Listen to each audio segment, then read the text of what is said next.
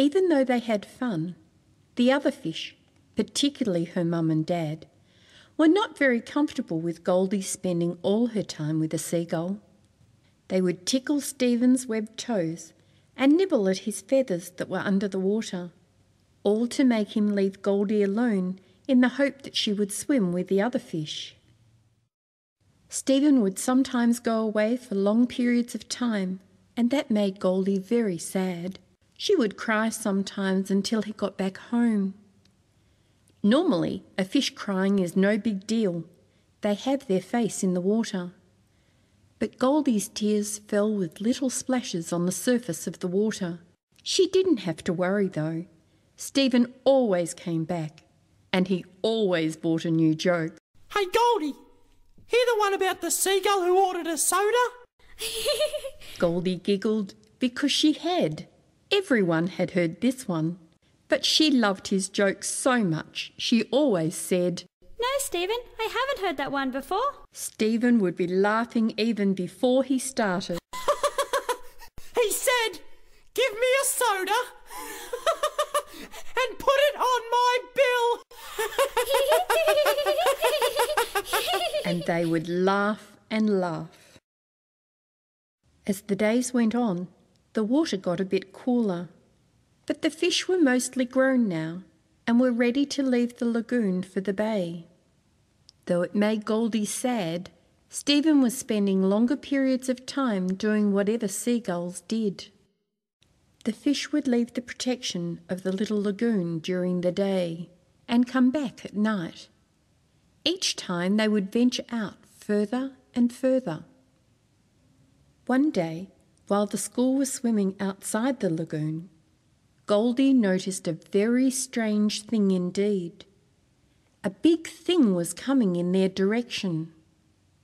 It was tall and green, with stick-looking things pointing up all over it, and it made a lot of noise.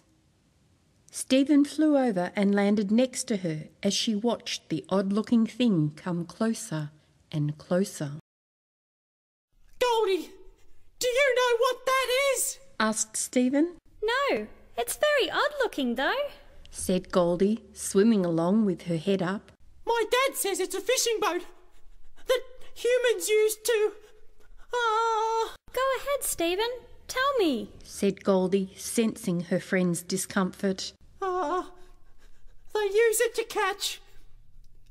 fish." Stephen blurted. As they watched, some of the long sticks were moving up and down, and string was tied somehow to them. Then one stick pulled up a fish. It was one of Goldy's friends. She tried to warn the others, but they were all below the water and couldn't hear her. Nor could they see the fishing boat, because they never stuck their heads out of the water. Goldy yelled and yelled, but none of the other fish could hear. She looked up to see another fish being pulled up. "Stephen, I have to help. I have to do something." Stephen was all flustered. He was flapping his wings and kicking his feet, but of course it was useless. Another fish was being pulled up, only this time it was Goldy's mum. That did it. It was now or never. She blinked her big fish eyes and concentrated. In a quick movement, Goldy thrust her head beneath the waves. Do you know what? It wasn't all that bad. In fact, it was really easy. She made a mad dash right for her dad. "Dad!" she cried. "Get the other fish away from here. There's a fishing boat and they're caught. Mum!" Her father was so surprised to see his daughter swimming like a big fish. He only nodded and began rounding up all the other fish to move the school away from danger. Goldy popped her head out of the water and looked up at the surprised face of Stephen. "Goldy, you're swimming!" he said in a very proud voice. "I know," she said, "but now I have to save my mother." With that, she swam over to the fishing boat, being careful of the lines in the water. In her loudest voice, she yelled up at the boat. Now fishermen don't get to see too many shiny gold fish, nor do they get to see them with their faces out of the water, and they had never been yelled at by a fish. They were so surprised they dumped all the fish back into the water, even Goldy's mum. Goldy swam under the water and found her mum and helped her back to the school and her dad. Her mum was so surprised and proud of Goldy, she cried. But of course under the water no one noticed. From that day on, Goldy would swim part of the time with her face out of the water to watch for the big fishing boats. Her school of fish were very, very hard to catch.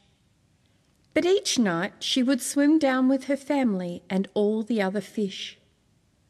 No one made fun of her any more, and they let her join in all the fish games.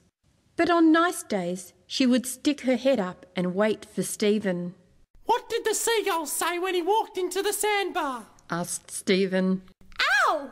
Said Goldy, and they both laughed so hard their eyes watered. Goldy was written by Robin O'Connell and Charles Greaves.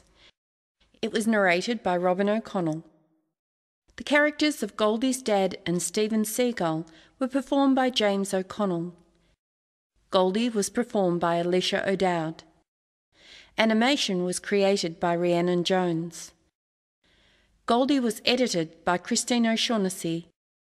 Audio production by Jump Sound Studio. If you would like to look at Goldy's website to order this book, or for further books written by the authors, please go to goldysbooks.com.